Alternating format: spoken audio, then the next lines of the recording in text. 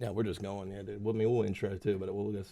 You never know. You don't want to miss any good clips. You know what I mean? And if you watch like Rogan shit, it's just like they just start. There is no, you know what I mean? It's like there's no nothing. I'm like everything that you read about how to do a podcast, the biggest podcast in the world doesn't do any of it. None of it, dude. Yeah. And like you're saying, that's kind of how with our business is, and I've always wanted to do more coaching stuff, but it's been hard. Like you and I have talked about it 100 times. You know what I mean? And it's like I've gotten courses and done that, and it's like. It's just has been so hard for me to hyper focus on just making the content side because it was like so much of the focus on the business side, right? Where now it's like we're kind of turning that leverage. Like we're using School. Have you used? I've heard so much about it now. It's awesome, bro. For at least for what I'm doing because it's just like a monthly reoccurring subscription. Like I do one call a week, or record that call, drop it in the School. Oh, I thought you were gonna need something, Reese. I was like, what do you? Okay. Oh, there you go. Just a little bit. Yeah. How am I now? You're good. I can hear you good. Okay. Yeah, you're cool. good. Cool. And so you basically have subscription model. You can set whatever you want it to be. So it can be $5. It can be a free group. It can be $250 a month. Like doesn't matter. Whatever you want it to be. Right. And then basically they're just locked into a Stripe payment, and then it's a subscription until they cancel. Yeah. And with us, it's like it's a great thing because it's not the commitment of.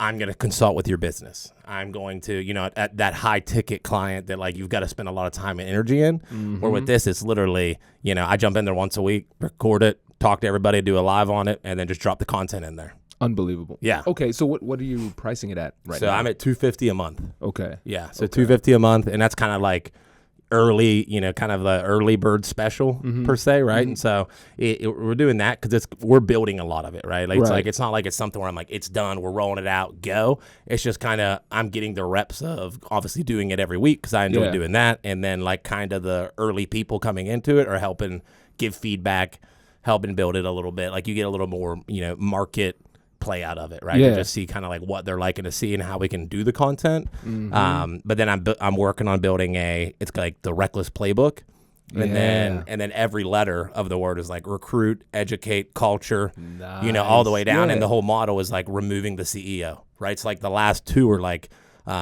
support and then step back or steer the ship per se. That's cool. So I can see a whole like a course, a book, everything all around that. Yeah, a book's I would like to see it happen in 24, but if not 25 for sure. Yeah, you know what I mean? I want to have it called The Reckless Pursuit.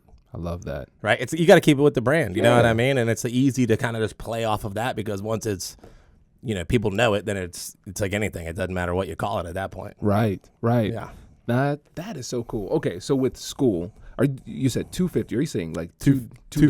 No, $250. Okay, yep, $250. Okay. But dude, you get 50 people in there. You say you build significant, right? Right. That's what I mean. It's the reoccurring too. So it's every month it just come in, and that's what I told him. I'm like, man, if we could just do 5, 6, 7, 10 people a month. Let's say one person a week for the next 2 years. Yeah. Like just staying consistent to that, you're making $300,000 a year off of a weekly call. That's amazing. Yeah. That's amazing. Yeah. And are they live with you? Okay. Oh, so it's basically a live Zoom call. Yes. And then That's amazing. Yeah. And so any kind of content created from that, it goes in the group for people that don't make the call.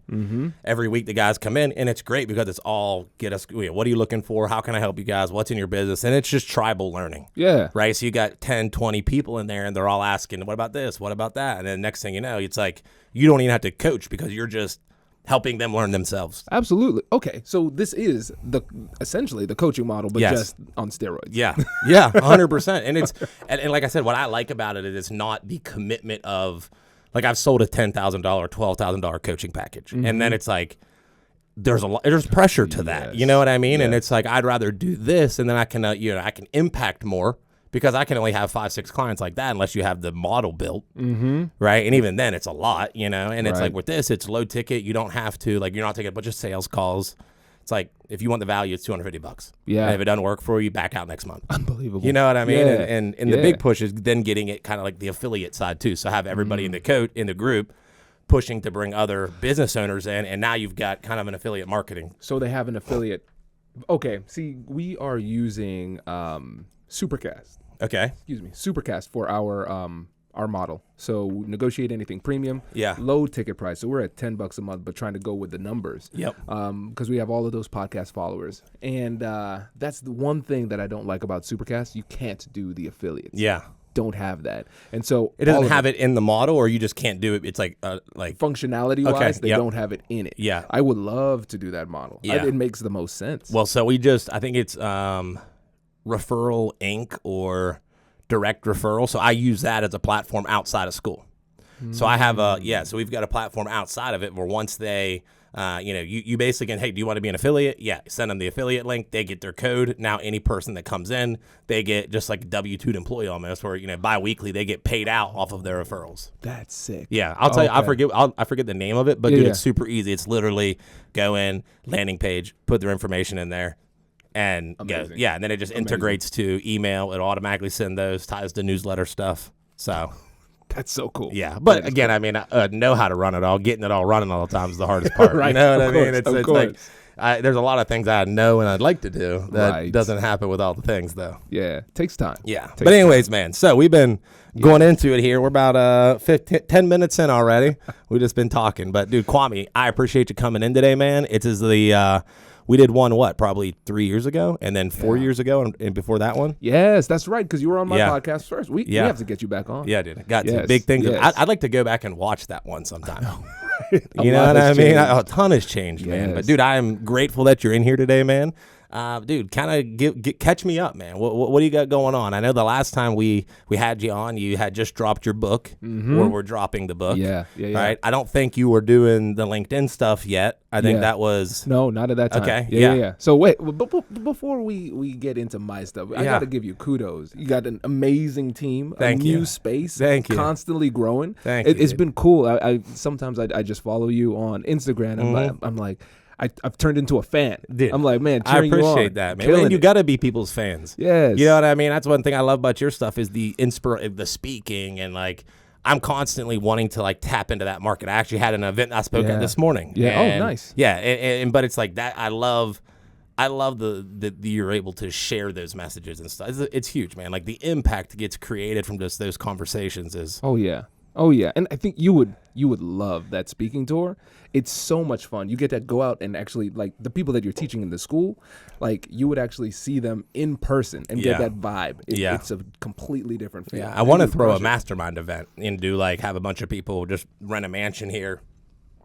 Bring a bunch of business owners in, spend 2-3 days, have some speakers come through and just like start to kind of plant our own mastermind. Yes. Dude, that would be sick. Yeah. That would be sick. It's good. The city needs it. Yeah, for sure. Yeah, sure. And the thing is, like, you have the audience to do it and like the infrastructure to pull it off. Yeah. And once you get them here, like getting people here is the hardest part. Yep. But there's not going to be any problem when it comes to creating that connection, sharing information, and growing together. And dude, and that's I think that's whether it's business and the speaking stuff or just business in general. And it's like the things we're doing now has been the things I wanted to do for 3 years, 4 years. You know what I mean? But it's like you can't rush the time. Right. Like we've had to build and have a person that does this and a person that does this. And it's just like so many people want to get there overnight, And I mean, I always like just look at it from that angle. I'm like, even the last time we spoke, I didn't even know that I had a team like this. We had that studio over there, but it was nothing that, we have now. So it's just crazy how fast it happens too. Yeah. And I think there's as a gym bro now, I like my life philosophy is closely tied to lifting. We have to have that progressive overload of life, just incrementally getting better. Yep. And the thing is, just like in the real gym, if you start ego lifting, you go and hurt yourself. Yep. And now you set yourself back. And so the places where we wanted to be 3 years ago, we might have wanted to do it. Like at that time, we did not have the strength, the infrastructure to pull it off. No. You just had to put yourself through the paces, grow, and now you're at a place where you can actually sustain that vision. Yeah, no, dude, I love that. And it's like the people we talked to this morning, it was based off of the monopoly mindset is what they asked me to speak on, right? So it's like the idea of leveraging your assets, your resources, like the game of Monopoly. And so I kind of told a story about an experience that I had where I kind of thought I won the game and then lost the game, right? And then tied that into saying, like, it's one thing to have the mindset. It's another thing to leverage the mindset. Right. I know a lot of people that talk about mindset and things, and it's like, that's great, but what are you doing with it? And so what I shared with them was that, I was like, there's three key pieces to this, right? To the monopoly mindset. And one, influence. You have to learn how to create influence. You have to learn how to influence people, get people excited, right? Once you get people influenced, now you get income. Yes. Right. And when you can leverage the influence, and it's not a bad thing, right? It's like being able to be a resource for who you are. Now you get paid for that. And then from there, you create impact. And then impact is like kind of the apex of it, because now it's like you've got the influence, you've got the resources. Now, in order to achieve something, you've got to get a whole culture, a community, some people inspired to then go impact and have some form of a purpose out there. Absolutely. And I think one of those elements is like you can know all those things and then you can have all those things, and fear can still hold you back from then doing the thing. You know, it's so funny from going from wanting to be somebody to being on the precipice of becoming that person. Like all you need to do is do the thing at that point. Yeah. And I think that's something that I've struggled with too. Because like you said, that monopoly mindset, it's like theoretically I know that. We've read Rich Dad, Poor Dad. We understand that. And then you work all your life to get to this point, and now you have the assets, you have the impact, you have the reach, the resources, everything. And you're like, oh shit, am I going to, like, I can do it now? Yeah. Maybe there's something I'm missing. Let me go back and do something, because I'm constantly in this mindset of building, and to this point. And then when you get to the point, it's like my identity has been based on that climb, and now I'm at the summit and I don't know what's next, because my identity is all about that grind. And then taking that next step to actually start to acquire those resources, buy that business, all that stuff. It's a scary leap. It is, dude. Yeah. I love that, bro. Cause it's at every level, right? One of the guys in there was like, well, when you do this and you build this thing, how do you, how do you avoid these things happening? Or like, what do you do with this? And you know what I mean? He was kind of like, how do you keep yourself in that mindset or in that, that idea? I was like, you just have to understand that at every level you restart. Yes. You start with zero influence, and then you grow to a level of influence. And then guess what? If you want to influence more, you got to grow. Then you got to grow. Then you got to, and it's like, you don't ever stop. It always influence, income, impact. Influence, income. You know what I mean? It's like this everlasting staircase that never ends. So you just have to understand that, hey, I got to go with the natural flows. I can't control these things. It's not up to me. And then it's like you just keep yourself in that mindset of like, hey, embrace the suck when it comes, but don't go looking for it. Right. Don't self-sabotage, because that's a whole nother pattern. That's a whole nother thing that people do that they don't even realize, is it's like they're more scared of success than they are of failing. Yeah. They failed a ton. They know exactly what that's like. What happens when I get it? Let me just make sure I don't get it real quick. Exactly. You know what I mean? Yeah. And I think it's almost like we have to trust ourselves and also not trust ourselves. It's like I have to trust the fact that I have the skills, I have the intellect, I have what I need. So I trust and I have that confidence, right? But then when those voices in my head start telling me, oh no, go back, hey, work a little bit harder, you shouldn't take that leap at this point, I should not trust that. That's why it's so important to have people around you, like mastermind groups, friends who can tell it like it is, to say, hey, you're scared. And I've been in a mastermind group for like 6 years, same group of guys, podcasters growing together. Yeah. And it's so funny how often when we're on that hot seat where we look at each other and it's time to get that advice, and we just lay out this, what we think is such a complicated problem. And the person's like, well, I think you're kind of scared right now. I think that's what's holding you back. Yeah. I don't think you're looking for advice. You clearly have the answer. You're looking for permission. You need to give yourself permission to do that next thing. And that's what's missing. And sometimes that's the scariest part, because we're used to running through that wall. That feels even better. It's like, I like that resistance, the feeling of failure and then getting back up, that Rocky mentality. If I'm down, I know to get back up. But if I'm up and I've won, what's next? Well, that's where you shift from hustle to mastery. Yes. Right? Mastery is a level of thinking, building, growing, strategic stuff, not you doing it, right? You can hustle your way to this extent, but then what happens is so many people want to hustle their way all the way to success. And it's like, what got you here is not going to get you there. And it's not hustle, man, right? I've met billionaires. They're not hustling. Yeah. Right. But it's like we think that's what we have to do because it's what we raised or whatever it is, what you were, all of these things. And it's like it can be all of those things that you experienced growing up, but it can also be, it's like you just ain't never fucking had it before. So you don't know what's going to happen. You know what I mean? Like we're always like, well, my parents did this to me and that's why I'm like that. It's like, yeah, maybe. Or also you just are scared and you just don't get it, or you just ain't been there. That's okay too. Yes. You know what I mean? Yes, dude. I'm with you because I'm there too. Because that's the hardest part: turning it off, shifting from working in the business to working on the business. Yep. Just in the past year and a half, because I have a great team now, a really great team. And the last thing, and I think about it from my perspective, I think about me talking to other like friends in other companies doing other things. I have never heard anybody say, "Man, I wish my boss was more all up in my shit."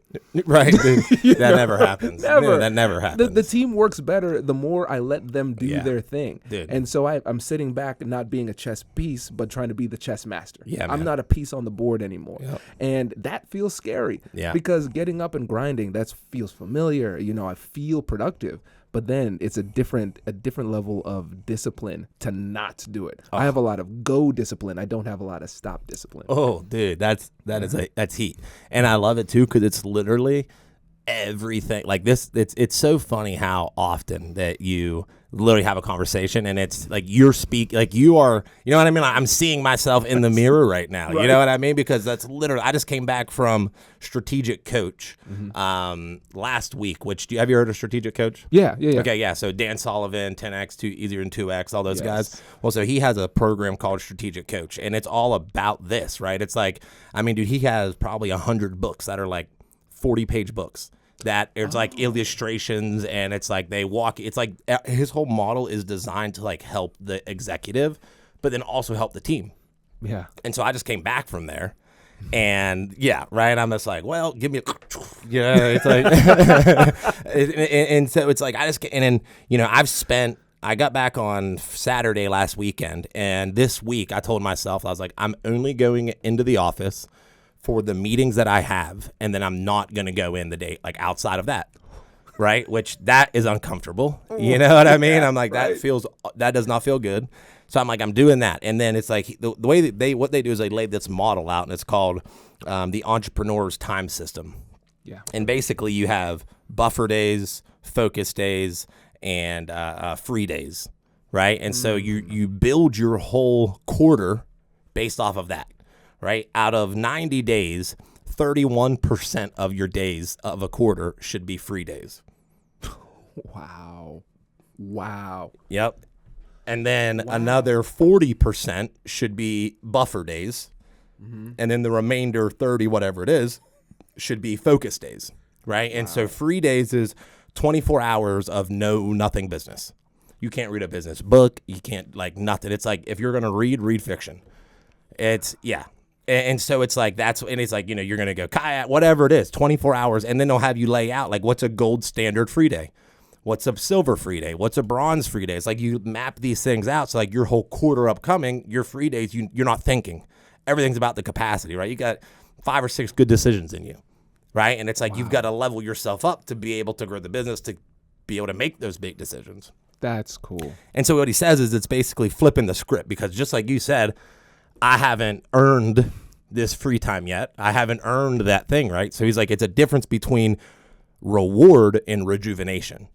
Ooh. Right? Because we think I got to do this to achieve this, and that's my reward, is my time off. And it's like, no, you set the time off first, because you have to rejuvenate to be able, it's like reverse scale, right? So you have to be able to take care of yourself first before doing that thing. Mm-hmm. And then you have your focus days, which is 80% of your day is hyper-focused on your top 3 income-producing activities for that quarter. That's a very important distinction. Very. Income-producing activities. Mm-hmm. Wow. And then buffer days are pretty much like your normal days that we have every day. Yeah. You know what I mean? Meeting, you're wearing 10 different hats. You got meetings, the things that, they say it's like delegation, SOP stuff, decluttering, like cleaning your house and like doing things like cleaning your office, whatever it is, like that's your buffer days. And then so every week you're preparing for the day, right? So I start my week out on, Sunday is my free day. I do Sunday and Thursday. My goal is to do Sunday, Thursday, Saturday. That's what I'm trying to.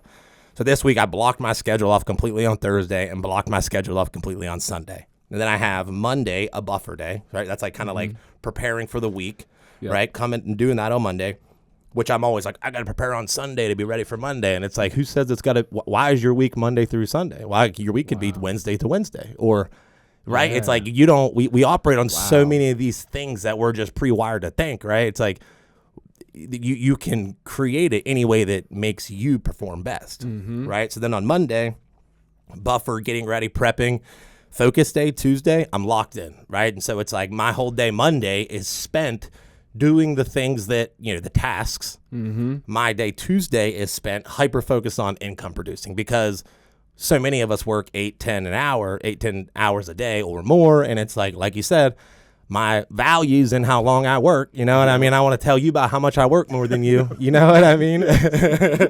and so it's like, and being able to skin it down, I was like, all right, well, if I take 2 days a week, hyper-focusing on that, that's, let's say 24 hours a week, 16 hours a week, however I want to, break it down. How focused can you be on those days? If you don't allow yourself to do those things on those other days, and you're hyper-focused on that productiveness, why is that not enough? Right? You can't tell me, and I can't tell you the same thing. If I said, I got to work 5 days a week to be able to get the shit done that is going to produce income in my business. You know what I mean? Like, we both know we don't. Like, if you're hyper-focused on actually doing it, you can knock it out in 8 hours. You can knock it out in 5 hours. I mean, what is it? Russell Branson, right? He's got 3 companies over $1 billion. You think he's hustling more? You're right. You can't, like that, you know what I mean? Like, that has been just such a shift for me. And the craziest thing about it is, like, going out there, then I'm like really trying to integrate it. Because for me, I'll take it, start doing it, and then I'll run a class to the team and say, here's how you guys need to do it. Like, I bought them all books. Yeah. And I've given them all independently books. I'm like, hey, guys, read this and then give it to somebody else. Read this and give it to somebody else. And so now everyone's starting to see it. So when I say my free days are Saturday, Sunday, Thursday, they're like, don't reach out to Mike on those days. Those are his days. Yeah. And it's like, I want them to create that boundary for themselves too.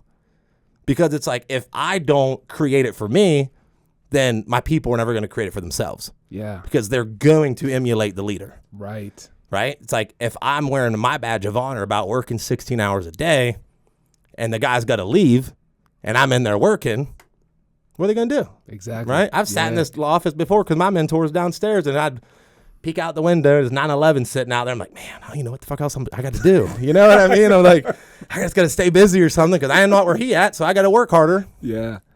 Man, this is brilliant. These are gems. These are gems. And I'm thinking to myself, too, because I started not in a structured way, because I need to read this book. And what's funny, bro, is that one of my friends, Mohamed Massaquoi, he used to play for the Browns. He texted me a couple days ago. He was on the podcast. And he's like, have you read this book? And I was like, I haven't read that one. I've heard 10X is easier than 2X? Yeah. And he's like, you need to read this book. You do. I'm like, oh, my goodness. And it's because so much of it is just our mind. It is shifting the mindset. Right. That's it. Man. Because, again, we just tell ourselves we need all these things. And it's funny because, I'm planning this all out. I'm doing it, and obviously you can't set the expectation that it's going to be perfect out the gate, right? But I'm going to start doing this. Tuesday was my first day back in the office. Like last week I was out. I traveled a little bit. Week before that I traveled. So I've popped in back and forth, but like a full day of like 8-10 hours. Like it hadn't been since Tuesday, a week or two. And so I'm doing this new strategic coach thing. And Tuesday, I swear to God, the world knew that I was trying to do this strategic coach thing. Dude, I was ready to run the car over the hill by the end of it. You know what I mean? Like I'm like feeling all good about myself. I'm like, man, I'm gonna implement this new thing, and it's gonna grow, and it's gonna do all this business. Everything's gonna be awesome. I come in Tuesday, it was like, pop, pop, pop, pop, pop, pop. You know what I mean? It's like by the end of it, I was literally just like, dude, I need some NyQuil. That's what business is like. It man. is, People man. don't understand. It's I saw this hilarious. Well, I mean, it's hilarious because it wasn't happening to me. It's the classic Chet Congo versus Pat Barry UFC fight. Yeah. Where Chet Congo was knocked out like 37 times in 2 minutes, and then came back at the end on wobbly legs and knocked him out. That's it. And they're like, that's entrepreneurship. Yep. That's entrepreneurship. Everybody looks at you at the end. They're like, man, you make it look easy. I was like, how do I make it look easy? Right. I'm dying over here. 100%. Most of the stuff that we think we're going to do during the day gets derailed early, and we have to put out fires all the time. All day, right? It's like I think Musk said, I saw something from him, and he was like, being an entrepreneur or CEO is like staring into the abyss while eating glass. It was like literally like being the CEO. Know what you get? All the shit that nobody else wants. Right? Because you hire out, you delegate, you hire out, you delegate. But then the second that it's a shitstorm, you're eating it. And then when everything goes wrong, you're at fault. And when everything goes right, you don't get any credit. Right. You can't take the credit. You know what I mean? I'm like, oh, that was my idea. They're like, motherfucker, no, that was not your idea. You know, it's like, all right, you're right. I didn't say nothing. It's tough, man. It is tough. And I like when you're not a leader, when you're not running a company, everything about being a leader and running a company looks really sexy. And then you go and you get it. You're like, man, why did I do this to myself? Yeah. There are a lot of times where I say to myself, like, man, it would be easier not to. Why am I like this? Yeah. Why am I? I wish I could just take a job and just be okay with that. Yeah. You know, but it's there's a burden. 100%. There's a burden that comes with it. And I think that's what makes like, you know, businesses like ours so exciting to be a part of or be inside, right? Because like everybody in our organization, like I'm always like, it's that entrepreneur, right? I'm like, dude, you want to be an entrepreneur? You want to have all these things? Awesome. I'll take all your risk. Just have my back. Yep. You know what I mean? Go do it. And if fucking the shit hits a fan, give it to me, man. I'll handle it. But like, go grow. You know what I mean? Help learn. Like if I could have done anything earlier in my life, it would have been able to get in and around people doing like I didn't know I wanted to do any of these things. So I didn't even know that business and all this stuff existed. You know what I mean? Until I got exposed to it. But I look at these guys that are 20, 21, 22 years old. I'm like, if you just did what we do now, and not saying that it can be, you know, that we're anything special by any means, but it's like we've got an operation down pat enough that it's scalable. And it's not a job. Right. It's an asset. You're building something that can be worth money down the road. Right. And that's where so many people don't understand, because no one told me that you could buy and sell businesses. Right. You know what I mean? I never knew that existed. Like when I started my first business, I didn't think anything about like I want to build something that I could sell one day and have a big capital gains event. You know what I mean? Like none of that ever registered until I started hearing it, and I'm like, well, there's no difference from a guy that takes, you know, go and trades cars. Businesses are same, selling roofs. It doesn't matter. It's the same concept. Everything's the same. It's just like, but the business just has to be valuable. It has to have, you know, assets. It has to have things that make it worth something, that has scale and data to it. Now you can do this for 10 years and then you can really get paid, and everybody can. Absolutely. And here's something I want to ask you. If you had to do it all over again, like if we could go back 10 years, what would you do differently?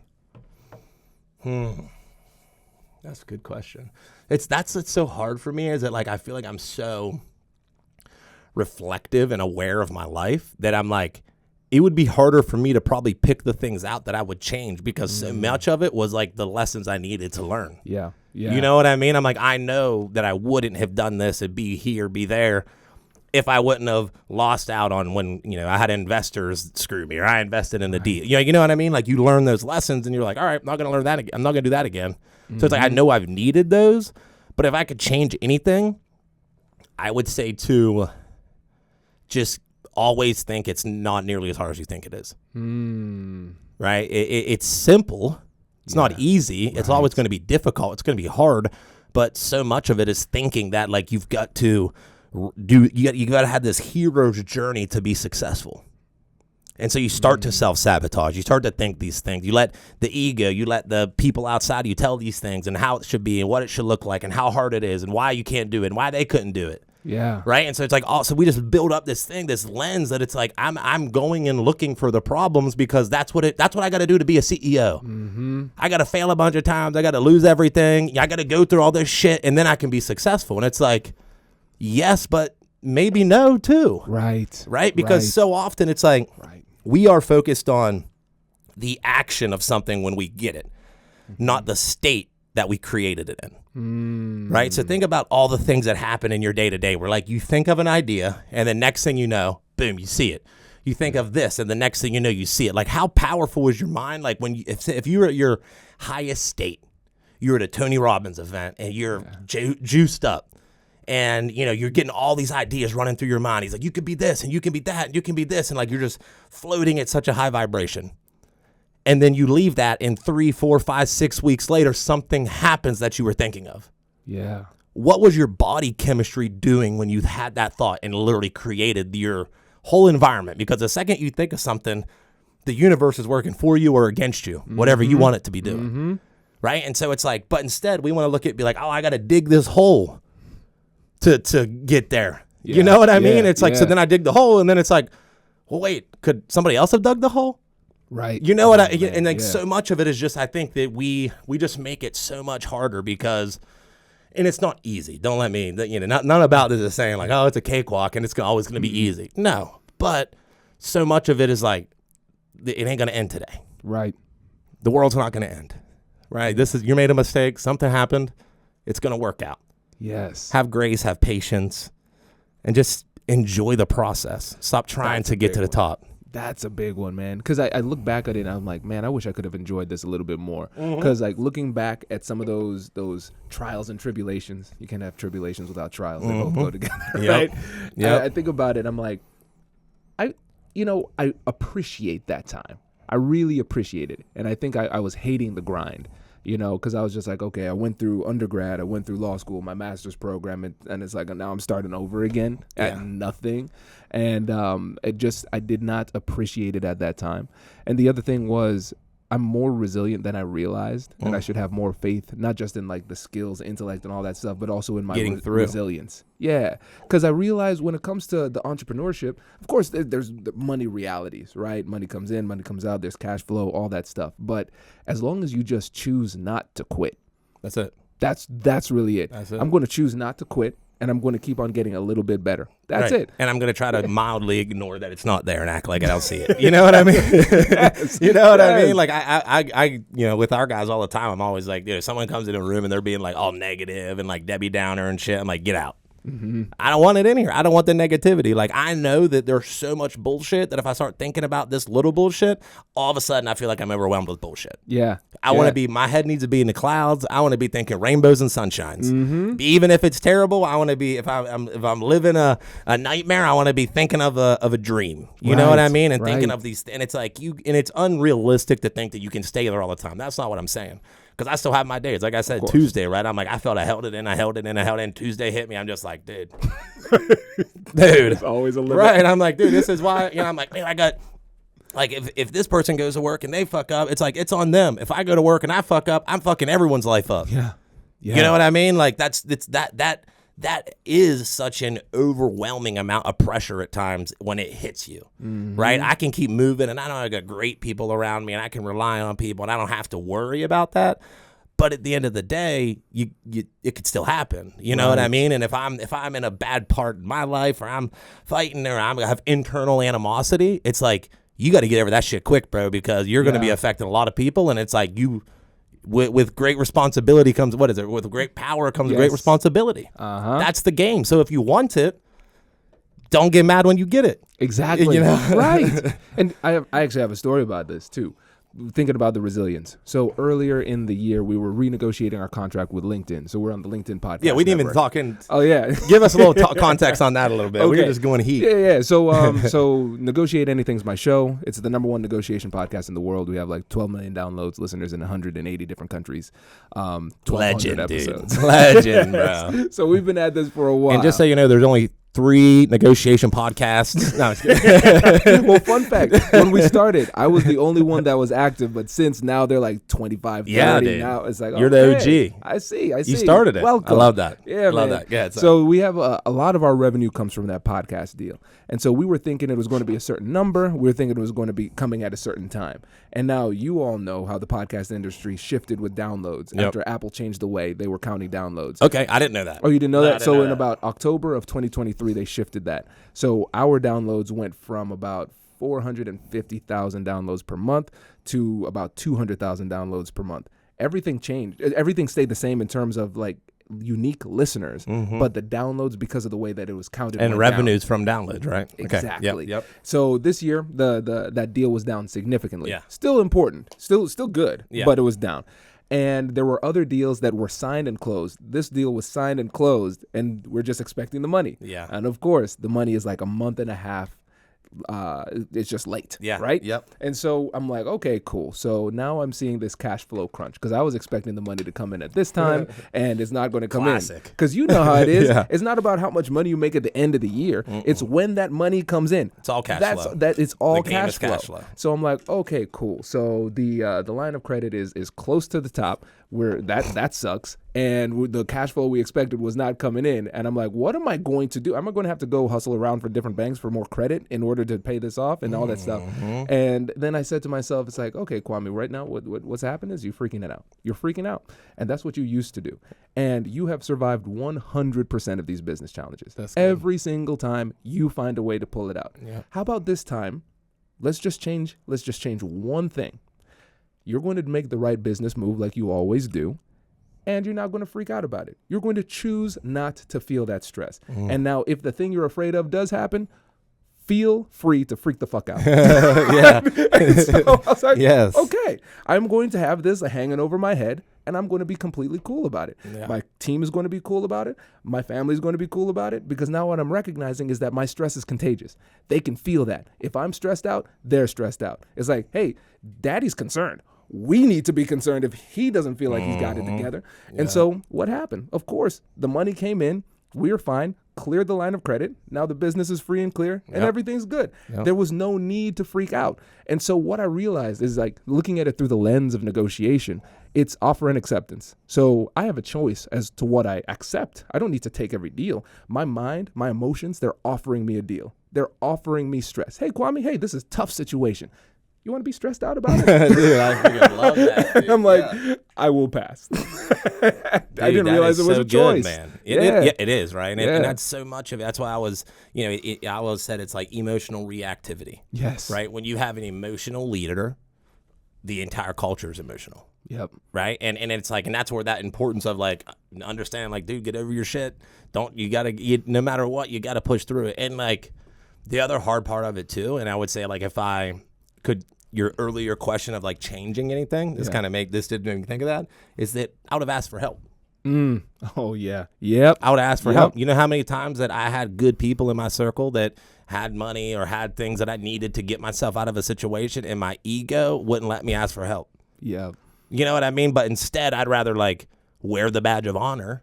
Yeah. Oh man, negative, whatever it is, or I gotta come up with, you know what I mean? Because like now all of a sudden, oh, cool, I get to have that hero's journey again. Yep. I get to be valuable to myself again. Let's go overcome something versus picking up a phone call. No different than that state thing. Why do I gotta go put this work in and this action in to go get this thing when who I am as an individual earns that for me? Right. Right? You know what I mean? I don't have to just earn those things. It's like when you show up for people, when you're there for people and you support people and you help and you have a good heart and good intentions, like people want to help you. Yep. And they like you more when they help you. Mm-hmm. So it's two things. So this first quote, Kwame special, and then we're going to bring in Benjamin Franklin. Okay? So the Kwame special is this. You don't get bonus points for not using your resources. You know, we think there's some valor in just like dragging our body through nails when we don't need to. It's like I could just ask for help. I'm going to ask people who want to help me, and they will help me, and I will get through it without all of these self-destructive tendencies. Yeah. And so it's like you have resources. Entrepreneurs are resourceful. So use the resources. I went downstairs and found them batteries. Yeah, we were out of batteries, and I'm like, everyone's like, we can run to the store, we can go pick them up. I'm like, wait a second. How would I solve this problem if I had to use the least amount of energy? Oh, that's a great way to think about it. Take the elevator downstairs and ask the lady at the first office if they got batteries. They're like, oh yeah, here you go, Mike. I'm like, oh, that's alignment. There you go. That's alignment. You know what I mean, dude? Brilliant. That's a brilliant. And that's always there. Always. That's always there, right? And that's what we don't realize is that option is always there. Mm-hmm. If you want to find it, like you should work on building the relationships and the connections to have those resources rather than working on creating the resources. Right. That's a bar. Put that one on there. So. Seriously, that's a t-shirt. Now, here's the Benjamin Franklin. So there's something called the Benjamin Franklin effect. And so he said there was this one guy, he could not break through. Like the guy just did not like him. They had a horrible relationship, and it all changed when Ben did one thing. He asked him to borrow a book. He just said, "Hey, I see you have that book. Can I borrow that?" And the guy let him borrow it.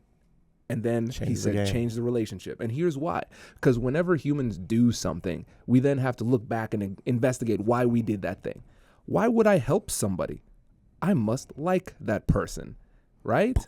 Yeah, dropping bombs thing right here. Yeah. So what's really interesting is that a lot of times we have this mindset where we say, all right, if I am going to ask somebody for something, then it's a burden on them. They don't want to do it. It's going to be annoying. First of all, if you're a person who has that mindset, that means you already have a mindset that is not asking for a lot of things. Yeah. First of all. Yeah. So the second of all is it's the exact opposite. People are looking to help you. Yeah. And the thing is, a lot of times, especially if you're a successful person, you can be intimidating unintentionally to other people. Yeah. It's like, yeah, Mike doesn't have any problems. Mike always shows up happy. Mike always wins. Yeah. He's on a different level. But then you humanize yourself by saying, hey, I got some, I need some help. Can you help me with this? They're like, oh my God, yes. Anyway, and now they like you more. Yeah, that's so good. That was one thing I shared this morning, right? I'm like, all of your greatest resources are in your relationships. Yeah. I've said that 1,000 times. I heard that quote one time and it just stuck in me. It was like a dagger in my ribs. And I'm just like always leaning into that because same thing. How often could I have just asked for help, done something, and it would have just expedited? And most of the time too, it's not even about the question all the time that they, or like the give that they give you to, help you out. It's realizing that other people also understand what you're going through. Yes. Right? Because so often we think that like we're the only ones. You know what I mean? And then you have a conversation with you here and you're like, nope, same. I got that same shit too. I get it. You know what I mean? And it's like, there's so much. And I think that's the hard part with like, or even what they don't, fantasize, right? Because everyone wants to be an entrepreneur. Everyone wants to be a business owner. They want to have all these things, but all they're doing is setting people up for failure because they're not actually setting a real expectation of what it's like. Yeah. Yep. That's it. Right? They make it look sexy. So then you go in thinking you're looking sexy. It's like you ain't hit the gym all year and now it's bikini season. You know what I mean? Because everyone's feeding you full that, hey, you just sit around all year and you're going to be in shape. Mm-hmm. Then you get there and you go out and you're like, I'm never doing this again. Right. And you're done. Yeah. You shut yourself down. Dude, and let me tell you something too. Recognizing that you're not special is one of the most empowering things ever. Yeah. And so I'll tell you, when I there was a lie that I told myself. I now realize it was a lie. But I was like, yeah, nobody believes in this business. Nobody thinks I'm going to be successful. I'm going to show them. Everybody believed in me. I made that shit up. Yep. But then when I started to win awards, like I won an alumni award for the law school, for the Master of Public Policy, and for Ohio State, all as a whole. Yeah. And it was when I won the freaking genius. Thanks, man. And when I won the first alumni award, that's when I went back into therapy. Yeah. Because I was like, wait, who am I? I'm that guy who is operating with a chip on the shoulder. Now the institution that I respect so much is saying, hey, you're a winner. Good job. I'm like, oh, shit. Yeah. Now who am I? That's good. Right? And so my therapist said something that was equal parts insulting and encouraging because I was telling him all these problems. I was all sad and everything. And he's like, textbook. And I was like, textbook? Kwame Christian is not textbook. And then I realized, oh, wait, I am. This is a problem a lot of people have. This is a problem a lot of high performers have. And when you recognize, hey, the things that you're going through are happening to you, but not only you. Yeah. And so many other people have gone through this and they have found a path out. And all you need to do is follow that path out. Now you're free. Yep. But we just convince ourselves that we are uniquely broken and uniquely challenged. And there's nobody else who can help us. And it's could not be farther from the truth. That's good, dude. Yeah, I always say I love that too. I always kind of something similar to that. Where I always use like the Tom Brady theory, right? I'm like Tom Brady got drafted 243rd. Yeah, right. Tom Brady went up to Robert Kraft and said like, "I'm going to be your starting quarterback. You're never going to forget my name." Robert Kraft laughs, whatever. Who's this rookie? Tom Brady goes on to do what he's done. Right. If Tom Brady operated as that Tom Brady his whole life, he never would have won 6 Super Bowls. I think it's 6, 7, whatever it is. He would not have never done that because he had to, at some point, transcend the version of him who was the guy that had to operate to show something to the guy that knew he had it. Yeah. And most people can't make that shift. Right. Because, like you said, it's the identity that is tied up in it. Mm-hmm. Right? It's like I want to be successful because I want to jam it down your throat and show you that I could do it because you said I couldn't. Right. I wanted to be, and like Michael Jordan talks about it, right? He's like, I would literally get like, in my head, I'd be like, that motherfucker said something about me. Yeah. You know what I mean? And he would like basically create internal animosity and want to fight this guy. And it's like, that's what helped him thrive. Mm-hmm. But it's like, you'll hear him talk about that now too. He's like, man, I could have enjoyed the game more. Right. It wasn't about that all the time. Yeah. I didn't have to be that guy all the time. I didn't have to pick a fight. I didn't have to do the things to tell myself that I was, they're all against me. Mm-hmm. And okay, so on that point, I like to try out new theories, test it out, see if it works. So I remember reading one time that Mark Cuban, he said, I don't meditate anymore. Now business is my meditation. And I was like, how in the world is business your meditation? It's so stressful. And it made me think, well, what? I could turn everything into a meditation. What about the things that I don't like? I can turn that into a meditation. Why wouldn't I try that? So I wanted to start off with baby steps. Yeah. Baby steps. So I'm playing Halo. I'm playing online. Yeah. I'm like, okay, cool. I'm just going to focus on the process. I'm going to see how low I can keep my heart rate, how steady I can keep my breathing under duress. I'm like, oh, I did it. I wasn't as concerned about the outcome. So I call it a target meditation. The target is not the outcome. The target is the process. How calm and enjoyable can I make the process? And so now I've been taking that to business. So I'm like, all right, cool. There's a stressful situation that happened. Now the game I play isn't just like stress out and then solve the problem. I'm going to figure out what the solution is going to be. I'm going to slow down. I'm going to calm down and think about it. And now the game I play is how calm I can be through solving this problem, and then the rest handles itself. I'm like, oh my gosh, that's fire. I really did not need to feel this way all the time. Ever. Yeah. Right. No, man, I love that. That's how I feel like I've gotten into golf lately. How is it? I'm white, so it's a little different, Kwame. Everybody says it. I'm like, I just can't do it. That's so good. Dude, it's been fun, man. Right? It's like, because it's like I have played golf before in my life, but like never like I'm playing now. Like I'm much more into it now and have the time now, and things and have created that time. Yeah. That's the other part, is that you tell yourself you have no time to do these things until you create the space for them. Right. You know what I mean? And so, I started picking up golf, and it's because it's like I feel like I'm mastering something. And I feel that the better that I have gotten at golf, the better I have gotten at business. Interesting. Because I'm a patience. Sometimes we don't have things in our lives that help us create more patience. Yeah. Right? Because what happens is we eventually do things till we get control. Yeah. Then we lose our patience. Yeah. Right. And so it's like, it's this, again, it's an evolution of like, okay, now I'm like, man, I'll hit one into the woods, into the creek, terrible shots. I'm like, man, then I'm like sitting there like, all right, think about it. You are 32 years old.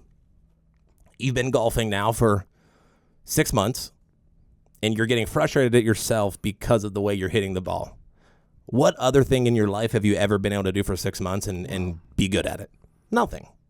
So it's like, I feel entitled because I just think I should, right? That I can pick up a club and go. And it's like, no, you can't. You can, yeah. And the thing is, and like, that's what I love about it too, because it's like, it's just like business in the sense of like, you can be athletic and not be a good golfer. You can be strong and not be a good golfer. You can be smart and not be a good business owner. Oh, that's so true. Right? You can be massive influence and not be a good business owner. Yep. Right. Yeah. And so it's the mastery of the levels of being able to just shift that perspective and be like, man, maybe it's not as hard, because once you start to then it's like cold plunge, meditate. It's the same. It's all the same. Yeah. It's being able to just address it as all the same and not as something different, because everything's the same. It's just different. You know what I mean? 100%, bro. And I'm starting to realize like there is a code of success for all things, and there's a blueprint, like the architecture, the bones of it are all the same. Like you said, it's different on the outside, but once you find that code, you just need to stick to it. Yep. And what I realized is that a lot of times people just quit too soon. They don't go through that period of sucking long enough. And a lot of times it's their ego. They say, I am always going to be elite. But they don't realize that in order to be elite, you have to be really shitty for a really long time. Yeah. Right? And that can hold you back. Yeah. Well, and it's Tony Robbins says, right, it's like we always delete, we distort, and we generalize. Ooh. Right? So it's like our whole lives are spent affirming our beliefs. Yeah. Right? Because as long as our beliefs were right, we're right. The second that our beliefs were wrong, how long have I been wrong? How scary is being wrong? How many fights have I been in? Right. Because I was right. You know what I mean? Right. And so it's like, so we start to do that. And it is consistent. It's these patterns that we don't even realize. And so it's like deleting is things that are happening and you're not even seeing it. It's like the reticular activating system, right? I bought a white Corvette. You know how many motherfucking white Corvettes I've seen since I bought that thing? Bro, I was literally driving in here, and I'm like, I have seen 100 Corvettes, and I felt like I'd never seen one. Right. Now it's in front of my face every day. It was always there. I'm just aware of it now. Yeah. Right? And then it's distorting. That wasn't there. Changing it. That's not how it happened. Generalizing statements like, we're all like that. It's always been this way. That's how they did it. Right? And because people speak in absolutes. Because they're trying to affirm themselves and get somebody else to reaffirm them. If I say, dude, it's all like that, and you're like, oh, yeah, it is all like that. I was right. Yep. See, I recognize for me in life, it has been just a game changer to not focus on being right, but instead focus on getting right. That's my thing. It's like, okay, cool. I'm going to put my idea forward and I'm going to listen to the other person because they might be right. They have a different perspective. Yeah. And so it's not about me saying, no, I have complete knowledge of whatever it is. I'm going to assume that I don't, and I'm going to try to improve myself through the process. And the faster I do that, the faster I can move on. Because if I think I'm right, then there's no reason to improve. But if I go in saying there's probably something I'm missing, then I can accept that and then build off of that. And I think a lot of times when we are talking to people who are kind of stuck in their ways, they're not really arguing with you. Arguing with themselves. They're arguing with themselves. Yeah. And they say to themselves, I cannot allow what Mike is telling me right now to be true. Because if what he is saying is true, it invalidates decades of lived experience. Because we think that we are right because of the outcomes that we have, but we never thought to think, hey, maybe my beliefs are shaping my behaviors, and those beliefs and behaviors are shaping my outcome. And then if I accept that's true, that means I lived a life of suffering, and all I needed to do was think differently. I cannot allow that to be true. Dude. Whew. Turn that AC on if you're sitting in the car listening to that one, dude. Dude, that is, and you're right, man. And it's like, that's why I love when we have our conversations, right? Because it's just like, you think this way, I think a way, and it's like being able to have conversations with people where it's like you got different perspectives. You're allowing inputs. It's not all about outputs. Yeah. Too many of us want to output. Right. If I've learned anything from successful people, they're usually the most quiet people in the room, but they're the loudest. Right? Does that make sense? A person that is a strong, powerful individual doesn't have to say shit, and they know when he walks in the door. 100%. They feel it. They feel it, right? Because that's that energy that you have as you start to grow. Because it's like, I'll listen to your perspective. I might have all of this and all these things and built this, but what do you got to tell me? I'll listen. That's powerful. Right. Being an attentive listener is powerful. And you don't get to be successful without listening. Right. And if you did, you probably skipped a level. And I always say you can't skip no levels, man. You're going to go back to it. You might have found a route around it for the short term. But if you don't start developing that skill, right? Like business is like that. How far have you gotten in business? But it's like there might have been things that you did and you're like, oh shit, I don't know how we did that. Well, you better figure out how you did it or you're going to lose it. Yes. Yeah. Well, so think about this, Mike. I don't know if you've seen this, but sometimes there might be somebody who has a quick rise. It's like, oh, they went from nothing to something, massive amounts of success very quickly.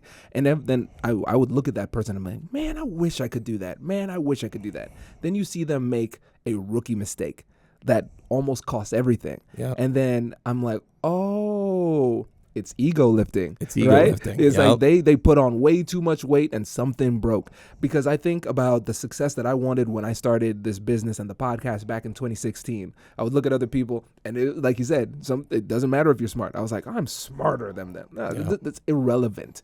I think about not in terms of like being smart. That's arbitrary, right? I think about intelligence as just a function of how likely you are to get your desired outcome. It's like EQ. Exactly, right? And so I recognize now, looking back, if I had the success that I wanted to have in 2016, it would have been the worst thing that ever happened. Right, dude. No doubt. Yeah, no, wouldn't have been able to handle it. You can, and that's the thing to it, is that you have to experience all of those things, right? When you said, what would you change? I'm like, I don't know that I could change. I mean, I could change a lot of things, but I don't know that if I changed all those things, I would end up where I'm at.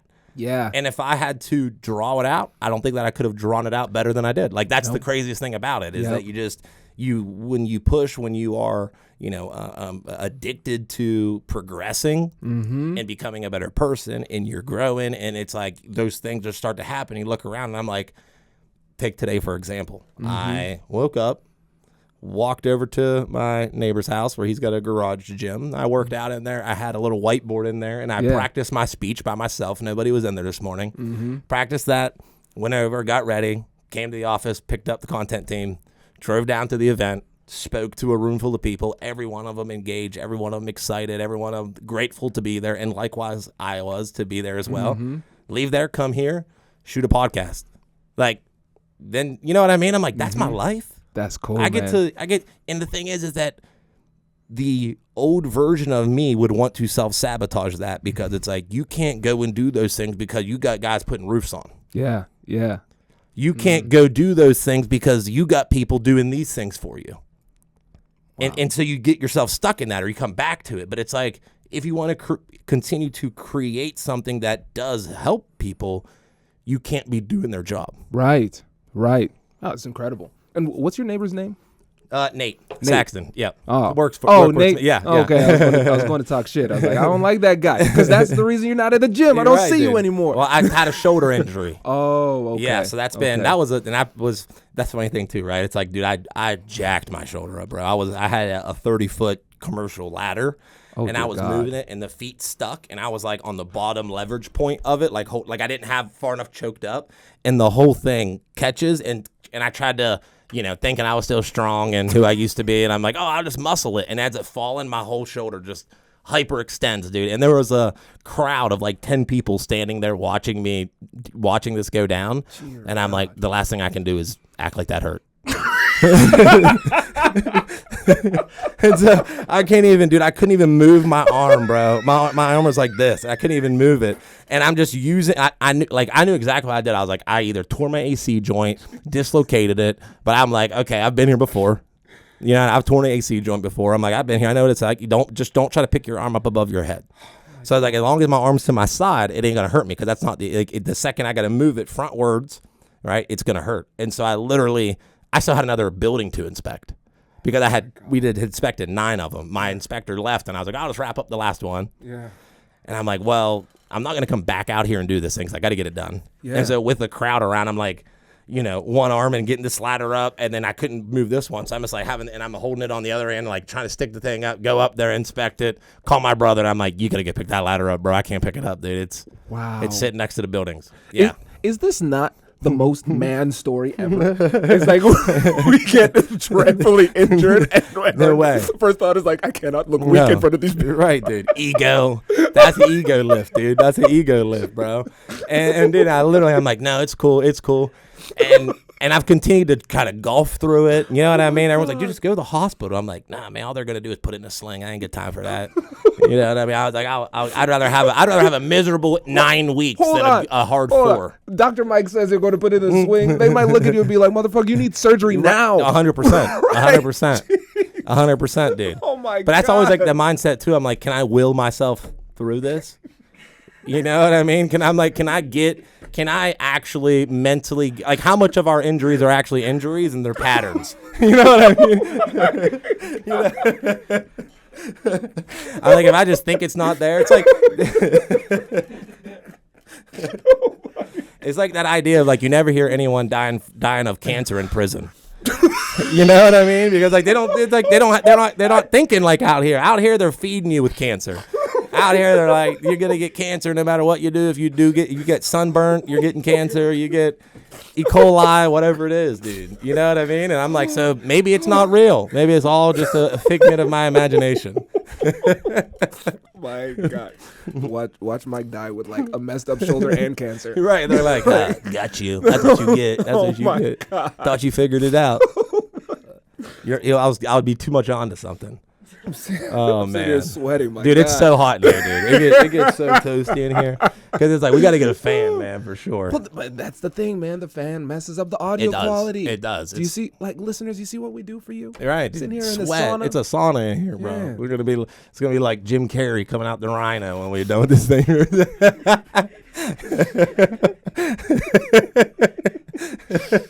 Oh Oh, dear Shit. God. For you listeners out there that are too young, that's pet detective. You know what I mean? You know, these references we go to.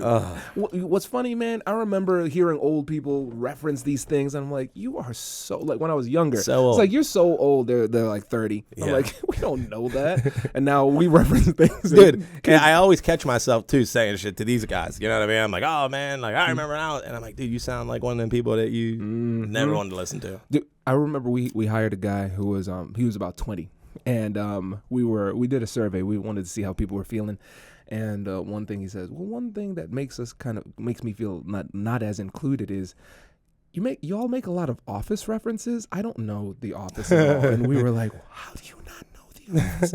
Everybody like we speak in Office references. Yeah, he's like It's Office lingo too. Yeah. You know what I mean? Now all of a sudden you guys say something like everyone's like, oh yeah, I got it. I get what you're saying. Yep. No, life comes at you fast. And now it's a joke with my son too, because I remember I felt so awful. Like this was one of the worst moments of parenting, when I was starting to say, I was explaining something and I was like, man, Kai, back in my, oh my God. He's like, what, Dad? Don't worry about it. You're right. The other time was I was listening to Spotify. I was listening to Boys to Men. Yeah. And I was like, hey, Kai, this was the first CD Daddy had that I got when I was for my birthday. And Kai's like, oh wow, cool. What's a CD? I was like, yeah. Isn't it crazy how much things have just evolved in our time? Yes. Like phones. Like I remember this my first phone I ever had, like old Nokia switch or some shit. It opened up and I had a keyboard on both sides of it. You know what I mean? Yeah. That thing was cool. I remember the bricks. That was my first phone. Yep. I remember me and my friends, we would like throw the phones at each other. No damage. No damage, dude. And so Kai has this game on his iPhone. First of all, 8-year-old with an iPhone. We need to know where he is, but the games he has, just unbelievable. He's playing Snake. It's got all these levels. It's in 3D. All these colors. They're like 40 snakes. Ours, you had 4 directions you could go: right, left, up, down. I was like, you think this is Snake, Kai? This is not Snake. I'll show you Snake. And I just showed him the YouTube video. He's like, Dad, what is this? Yeah, he's like, what? No, like literally, what is that? One thing? dimension. It's like a drawing. I'm like, bro, this was hot shit. It's crazy. This was great. It's crazy. Yes. And I mean, and that's what, you into a business aspect, right? It's like, I think that's where right now there's a huge trend in transition inside of businesses because everything is becoming so automated, so streamlined, right? And it's like you can't no longer be willing to evolve and change. Like you have to, or you'll get swallowed up. Yep. And then the other side of it is like, well, then how can you still? I also feel that like human connection is going to start coming. You know what I mean? Like the dream society, connection. People wanting that again. So it's like you've got to figure out how to evolve your business into an AI platform, right? While also making sure that the heart of it is good people. 100%. And to that point, right? We need to evolve with AI. We need to make sure we have that connection. Yep. And then where I come in is the fact that people have forgotten how to talk to each other. Yeah, yeah, that's never going to help.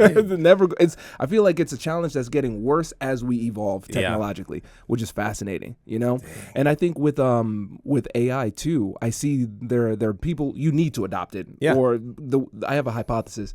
I think that in every industry, the company that is able to control and harness and utilize and operationalize the power of AI, like those companies are going to get just an outsized advantage in the industry. 100%. The first person who can figure it out in every industry, they're going to get such a lead that it's going to be hard for other people to keep up, right? And then I see other people too, especially younger entrepreneurs, where they tip too far. They rely on it too much. Yeah, they think, oh, everything can be solved with this. Yeah. And so instead of going and just putting their head down and solving the problem, they're looking for an app. They're looking for an AI platform. Skip the lesson, right? Exactly. Then it's like you never develop those skills. So you have to find and I think that's where like a lot of older businesses will start to be weeded out too, because you got a lot of people that think that way, away, right? It's like in our business, a lot of guys have roofed this way forever. This is how it's done. We ain't evolving. This AI shit ain't gonna work. You know what I mean? It's all that stuff, and it's like you can think like that, or you can choose to adopt. Right. If you choose to adopt, you'll accelerate. Right. If you don't, you'll get 8. Yep. You know what I mean? It's like, that's the game. I'm like, anyone who doesn't, and they're like regulations and everything's just everything's changing. So you have like, and I think a lot of it has happened because entrepreneurship has been such a low-hanging fruit the last few years, right? So it's like now all of a sudden it's like their stipulations cracking down on things. So it's like, yeah, you can still go out and be a business, but they're realizing how many people want to be in business, start a business that have no credibility, have no, you know what I mean? Like they don't have these things, and it's like you can only get so far until that catches up with you. 100%. 100%. Yeah, man. Yeah, man. You gotta stay on it. You got to stay on Gotta it. stay on it. Dude, well, we went on for an hour. Now you got to pick the Dude, boy this up is here sick. soon. Yes, Dude. yes. Tell real quick, walk me through the LinkedIn thing, and then what do you got kind of coming up? So what's Yeah. that coaching? How can they connect with you, bro? Yeah, so we have Negotiate Anything. That's our podcast. We have a premium subscribership if you want to get more advanced knowledge and just extras, bonuses, and without ads. You can go into Negotiate Anything Premium. We have 47 courses on LinkedIn Learning. So about 1.2 million people last time I checked have gone through that. I forgot to tell you, we signed a deal with LinkedIn to create a negotiation certificate. So we partnered with them to create this test and a series of courses that people can go through in order to get certified. Wow. So I believe that it's already up. Yeah. I think if you give us like 5 years, we're probably going to be the largest certifying body in negotiation in the world with this partnership because of the reach of LinkedIn, 600 million users, right? So we signed that deal a few months ago. About 10,000 people have already gone through it. Wow. Yeah. So it's really cool to see like people. Dude, I would love to take our sales team through it. Bro, like I would do love it, to figure. yeah. I would love to do something like that because that's like, it's different thinking. Sales and negotiations are two big, like very different extremes, and I think they probably get. You probably see it all the time, like, it's not sales. Yeah, you know what I mean? It's muddied. It gets muddied, right? Yeah. Because sales truly is a process, and negotiation is shaped like water. It fits in wherever it can. Yeah. And so if you have a really robust sales practice and you can sprinkle in high-level negotiation techniques, like that's where you want to be. You know, so that's been great. It's just been cool seeing people all around the world proudly posting, I've got certified by the American Negotiation Institute. Bro. Yes, dude, that is dude, congratulations. Thank you, on man. that, bro. I appreciate it. It's great. It's been fun just building. And here's the thing I realized, Mike, because I was thinking about it, because I was like, how did we get from this starting point in 2016 to here? Because I had to concede to myself, because I think there are bigger companies who are doing less, you know, in terms of the types of opportunities we're getting. I'm like, what is it? What is it? And the answer was so obviously right in front of me. It's negotiation. We're able to punch out above our weight because we know how to negotiate. It's crazy. So that's we have wild. Yeah. Right. Like we have Apple, Google, NASA, Target, Liberty Mutual, like all of these massive companies are our clients now because we're able to negotiate and really communicate our value. Man, it's like a trainer. You know what I mean? It's like a gym trainer, right? It's like you go to one that ain't in shape, you're probably not going to get in shape. Exactly. You know what I mean? You go to the best for it, you're going to get the best. And it's like that. And that's a true testament of your organization being able to be getting into those rooms and working with those people. Dude, it's incredible, bro. Thanks, Congratulations. man. I appreciate so how do they it. find that? Where do they go to? Yeah, so best way to follow me is LinkedIn, Instagram. That's where I post the most. But then, of course, we have Negotiate Anything. It's a daily show. So we want to be as generous as possible, share as much information as we can. Dude, I love that, bro. Yeah. Bro, I appreciate you for coming on today, Thank man. you. And definitely, we got to make it a routine to every year, sure. 2 year, whatever it is, man. Just reconnect, go over what we got going on. And, dude, it's just exciting, man. I've been super grateful to be able to just watch you grow, man, and continue to, you know, it's inspiring to find good people. You know what I mean, man? And you've been a guy since the first time we ever connected. We've always been cool. We ain't got to see each other all the time. When we do, it's always great. Come on here, have great conversations. So I'm grateful for people like you in my life, man. So thank Likewise. you, dude. Thank yes, sir, you, man. Kwame Christian, Reckless CEO, we out. Woo!